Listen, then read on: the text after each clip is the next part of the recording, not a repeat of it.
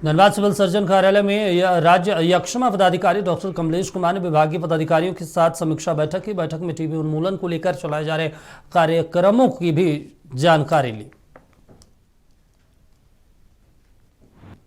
CHO की post खाली है, कितने लैब टेक्नीशियन का पोस्ट खाली है, सीनियर ट्रीटमेंट सुपरवाइजर जो टीबी में काम करते हैं, तो अहम रोल होता है उनका टीबी के रोगियों को इलाज में। कितना एचआर पोजीशन के बारे में हमने डिटेल लिया है।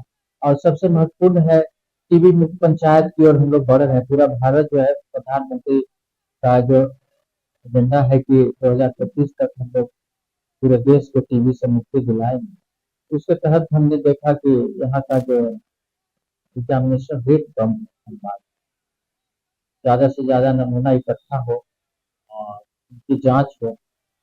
उसके बाद में ही हम लोग देखते हैं कि कितना नोटिफिकेशन हो रहा है, उसके बाद में उनका यूडीएसपी कितना